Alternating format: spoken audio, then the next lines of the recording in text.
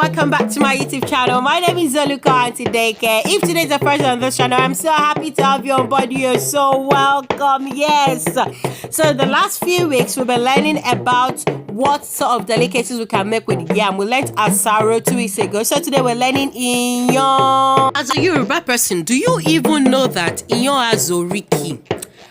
Iyan's oriki is iyan funfun lẹ́lẹ́, ọba nínú oúnjẹ, ìjòyè àtàtà láwùjọ òkèlè, òṣùpá abẹ́ ìtì, àránmádélé ọ̀lẹ, ọ̀rẹ́ ilá, ọlọ́bẹ̀ ẹ̀gúsí, ìmùlẹ̀ tẹ̀tẹ̀, kò sí ọbẹ̀ tí kò bá rẹ́, gbẹ̀gìrì nìkan ni èèwọ̀ rẹ̀, láfún ni oúnjẹ wọn nílẹ̀ Aláké, àmàlà ni oúnjẹ wọn nílẹ̀ Mèsì Ọ̀gọ̀, iyán ni oúnjẹ wọn nílẹ̀ Ọ̀bọ̀kún, ajẹbọ́kọ dọ̀wẹ́kẹ̀, ajẹ́dìgbòlú ọkọ, ajẹbọ́kọ rẹ́rìn òfófó, ẹ̀pọ̀ ìròyìn bí ẹni mọ tí òyìnbó yó, oríkì iyán nìyí o.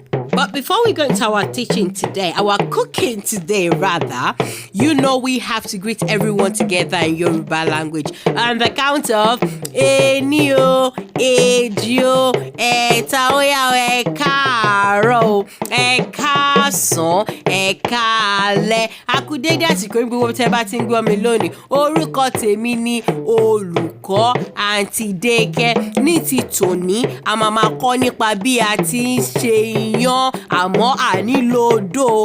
Gẹ́gẹ́ bẹ́ẹ̀ dẹ̀ ṣe mọ̀, èdè Gẹ̀ẹ́sì òun ni màá máa fi kọ́ àwọn akẹ́kọ̀ọ́ mi. Ó yá o, ẹ máa bá wa ká lọ. So the ingredients we're going to be needing today is our blender. We're going to need some water for raising the yam and also for blending. And also, we're going to be needing our tuber of yam. I prefer Puma yam for those of us in the diaspora, and the yam that is good for pounded yam for those of us back home in Nigeria. So, I'm going to slice my tuber of yam and then dice it. Get rid of the back of it and slice it into tiny cubes into my bowl with water.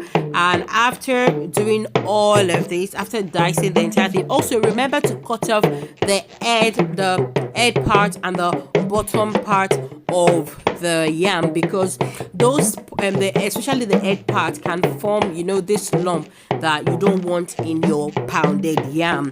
They call it apari issue in Yoruba. We call it apari issue. So you want to cut that bit off. You don't want that to, you know, be in your pounded yam because you want a smooth, you know, yam. So back to our slicing and dicing. So I sliced it first before I started dicing it. I mean, you can do it whichever way you want, but in doing that, ensure that you have loads of water in the bowl because you don't want the yam to change color. It's just like when you slice your apple, if you haven't got lemon over it, it's going to change to brown. So yam does the same thing as well. If you don't dip it in water almost immediately, it's going to get really brown. So after achieving this, then we are going to move on to rinsing our yam. So we're going to rinse it properly. Now, bear in mind that yam has got a lot of soil, sand over it. So you want to rinse it properly to ensure that you haven't got some sand or stone, you know, in your yam. So I am rinsing this a few times until I have a nice clear water with my yam. So moving on to having to blend it. So I am going to grab my blender. Obviously, I have some water there. So I'm going to put some yam in the blender and I'm going to add some water, which you're going to be seeing shortly. So once I add my water in, it is time to blend. Now, you can use a regular blender. I mean, you can see this is a regular blender. You don't have to have this Ninja blender and all this sophisticated one that everyone is putting up on social media. Just a regular blender will do the job and you will see. So just try to blend it a few times. Make sure that there is enough. Now, don't put too much water because you don't want your pounded yam to be very runny, okay, like custard. So just a little bit of water, not too much, so that you can have a nice thick pounded yam at the end of the day. So now once this is very pasty, it's time for us to pour it in our saucepan. Okay, you can I didn't add any water because I don't want it to be runny, so I just poured straight into the pan without adding any water initially to boil. And then just going to blend off the remaining bit of the yam as well, and then add it to the one I have there in the saucepan. And then once this is ready, we are going to be moving on to stirring with our wooden spoon. So there's a lot of stirring and stirring and stirring just to get that thick consistency. So I had to, you know, keep turning, and then at some point it started getting cooked from the base. You can feel a bit of lump. Can you see there?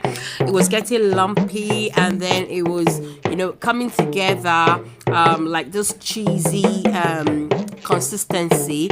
Then after a while, then it started getting, you know, thicker and thicker and thicker. So I just kept stirring. I mean, this was hurting my arm at some point.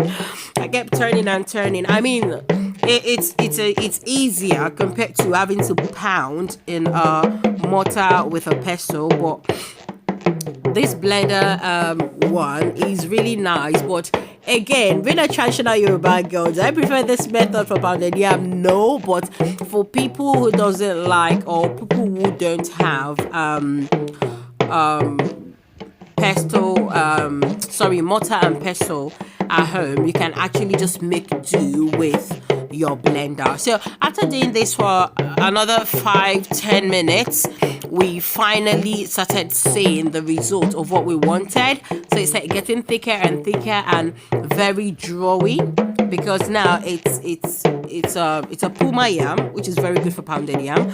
So it started getting, you know, yeah, you can see pulling it together, and it was almost like you were making semo in a pot, and the smell was just so nice. But I ended up with a lot of, you know, burnt bits at the base of it, which I do not mind, you know, but I got really nice, you know, pounded yam from this. So rather than having poundo, which is not healthy or organic, you can just buy yam, pour it in the blender, you know, and then just put it together. I mean, I saw this on the internet. I was thinking, let me bring this to my Olukan's daycare people and see what we think about, you know, this way of making our pounded yam organic, you know, rather than poundo. And the turnout was really great, guys. I must tell you, it was really fantastic.